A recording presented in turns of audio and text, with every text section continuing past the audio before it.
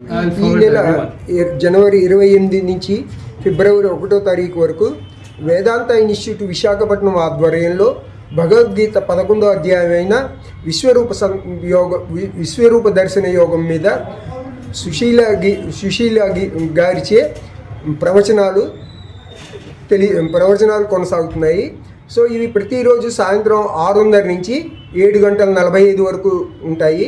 So 6 నుంచి 6:30 వరకు bhajans జరుగుతాయి. సో దీనికి ఏంటంటే విశాఖపట్నం వాసులందరూ విచ్చేసి ఈ కార్యక్రమాన్ని విజయవంతం చేయాలని కోరుకుంటున్నాము. సో ఎందుకు భగవద్గీతకే ఎందుకు రావాలి, ఈ ప్రవచనాలు ఎందుకు వినాలి అంటే, భగవద్గీత ప్రజలకి ఒక మాన్యువల్ అండి. ఎలా జీవించాలి, జీవించడం ఒక కళ.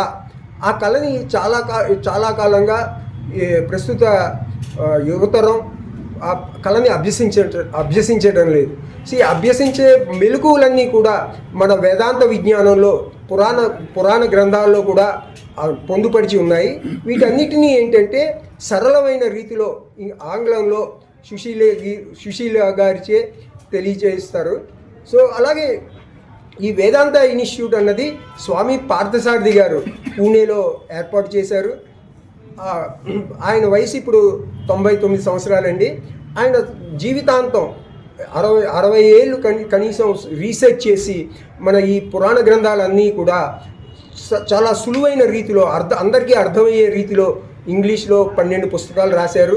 సో ఆ భగవద్గీత మీద కూడా చాలా విపులంగా రాశారండి. అందుకనే స్వామి గారిని గీతా పార్థసారథి అని కూడా అంటూ ఉంటారండి.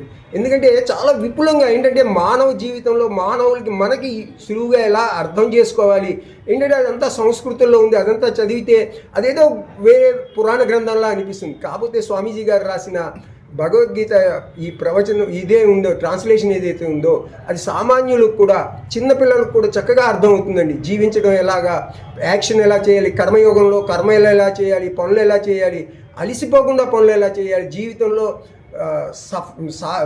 జీవితంలో అన్నీ ఎలా సాధించాలి, శాంతిని ఎలా సాధించాలి అన్నది ఈ బుక్స్లో అన్నిట్లో ఉందండి. వేదాంత విజ్ఞానంలోనే ఉంది. సో అందుకని ఈ వేదాంత విజ్ఞానాన్ని అందరూ తీసుకోవాలని మా అభిలాష.